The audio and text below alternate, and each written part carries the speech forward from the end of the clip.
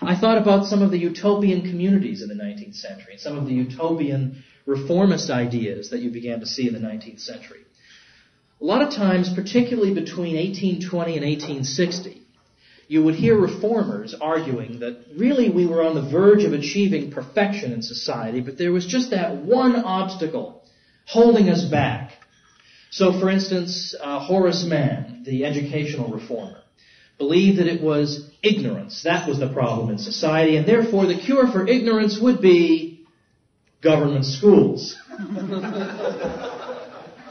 And at one point, he actually estimated that 90% of the crimes now committed would vanish if we could have everyone educated in a government school. Little did he know that 90% of the crimes would actually be committed in the government schools. In New York, upstate New York, there was a community that argued that the one problem holding us from perfection really was the institution of monogamous marriage. That was John Humphrey Noyes, a former state legislator, who argued that marriage it encouraged exclusivity and jealousy. You know, my wife is prettier than yours, and that sort of thing, or only I can have intimate relations with my wife. And this kind of selfishness really undermines the cooperative spirit we want in society. So he established a community whereby, to quote his words, it will be like a Thanksgiving feast at which every dish is free to every guest. I'm not going to go any further with this.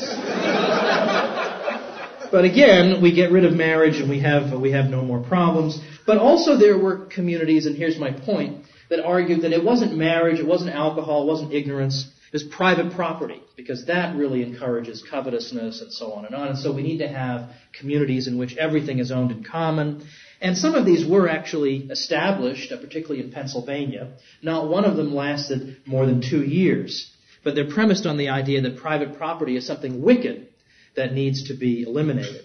And if we do it one community at a time, we can illustrate to the country what the results would be, and then everyone will want to adopt it. Well, when they saw what the results were, everybody decided they did not want to adopt it. But one could go on. We could talk about the antitrust laws and the economic fallacies behind them. We could talk about the 1890s, some of the utopian literature that was written, like Edward Bellamy's book, Looking Backward, in which he looks ahead to the 1980s, and he estimates, he tries to imagine what life is like, and he describes a society in which everyone enjoys great abundance and people work very little and everybody shares and it's a common pool that everybody contributes to. And the incentive comes from the desire to contribute to the common pool and receive back your equal share. That's where the incentive to produce comes from.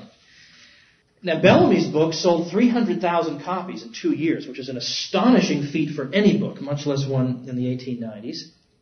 There were nationalist clubs founded around the country to try to put Bellamy's program into practice. But there were other books, too. Ignatius Donnelly's book, Caesar's Column. It's an extremely disturbing book in which, at the end, about 250,000 of the exploiters of the people are not only murdered, but then they're covered over with cement, and they build a big monument to the oppressed, on behalf of the oppressed, to show what will happen to oppressors. Yikes, this is going on in the United States. Books like this are being published.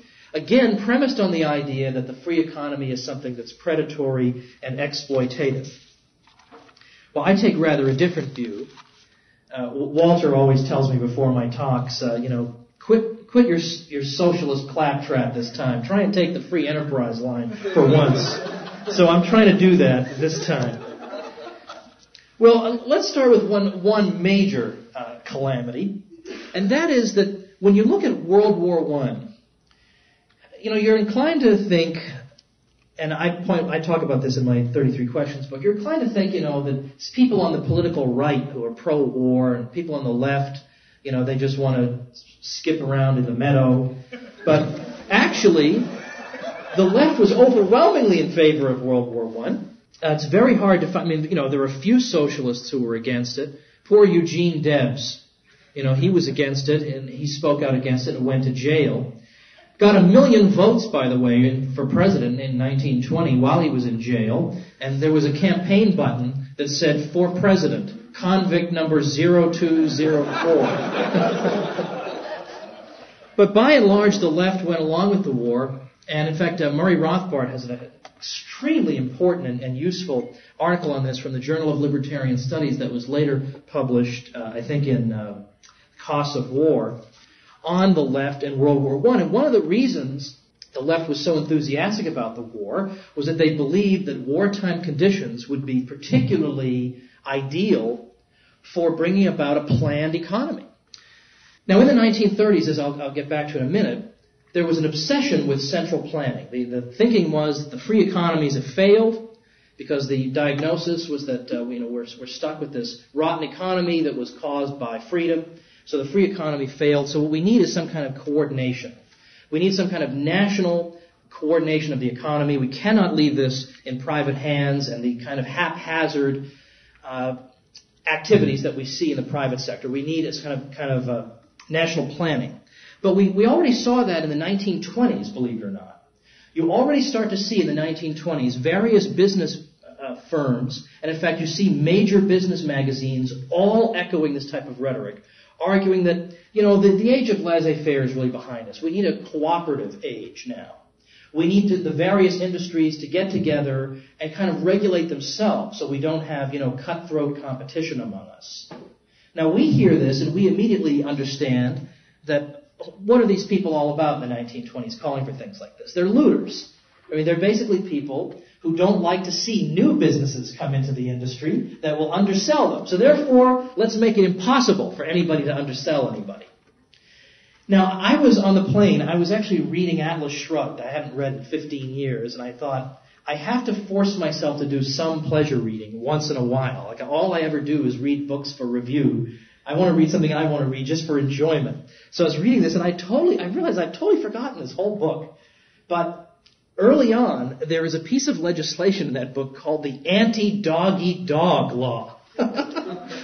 Arguing that competition is too severe. We need to cut back on it. But at least in the book, everybody more or less understood the Anti-Dog-Eat-Dog Law was started not by the average person, but by the businessman to reduce competition. Of course that's what it's for.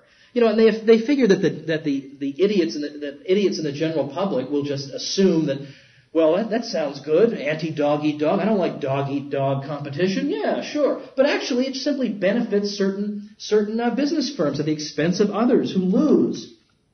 So in the 20s, you hear all these laments, things like, our profits are totally unprotected. Well, yeah, that's a free economy. That's where you got to stay on your toes, right? You can't say, hey, I invented the popsicle 50 years ago, and I'm going to keep resting on my laurels. No, don't you know we want popsicles with little stripes in them? We want Dora the Explorer popsicles. You've got to stay on your toes here. No, your profits aren't protected, you little baby. But that's the type of rhetoric you would hear all during the 20s. We all have to band together, and we'll have our own little industrial organizations that will rationalize production for everybody.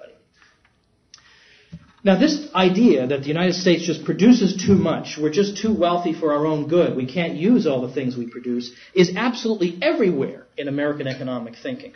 Rexford Tugwell, who was one of the brain trust in Franklin Roosevelt's administration, said that we have moved from the era of economic development to an era which confronts us with the necessity for economic maintenance. In this period of maintenance, there is no scarcity of production. Wow, it must be wonderful to live in that world. No scarcity of production. For today and for tomorrow, our problem is that of our national economic maintenance for the public welfare by, wait for it, governmental intervention. How else? Later on, we get John Kenneth Galbraith warning us, the great challenge in the United States and soon in Western Europe is to cope with a threatened overabundance of the staples and amenities and frills of life.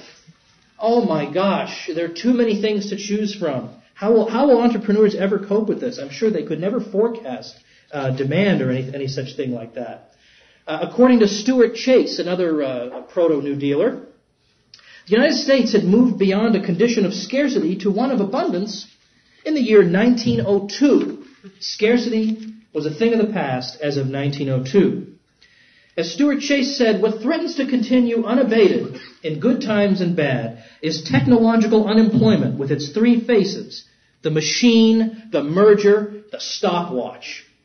In 4 years, oil refineries increased output 84% and laid off 5% of their men while doing it. Tobacco manufacturing output climbed 53% in the same period, with 13% fewer men at the end. This is the trend throughout industry. It can mean only one thing. An equivalent tonnage of goods can be produced by a declining number of workers. That's a bad thing, according to Chase. And men must lose their jobs by the thousands, presently by the millions. Then it seems that we should rip up all the railroad tracks and destroy all the trains and have everybody carry their goods on their backs. Because that way, think of all the jobs that would create. I mean, he must have been horrified by the development of the railroad. But this guy is considered to be a respectable economic commentator in the 1930s. Now, I can forgive novelists a little bit more. I don't expect novelists to know economics. I mean, when even economists don't seem to know economics, I can hardly blame a novelist for this, which is why I have a friend who says that if you were to lay all the economists in the world end to end, that would be fine. Except the Austrians. John Steinbeck, in his book The Grapes of Wrath, also warned that mechanization would throw people out of work. Because once we no longer need laborers in agriculture, I guess there's nothing else in the economy for them to do, because we've already produced everything we need.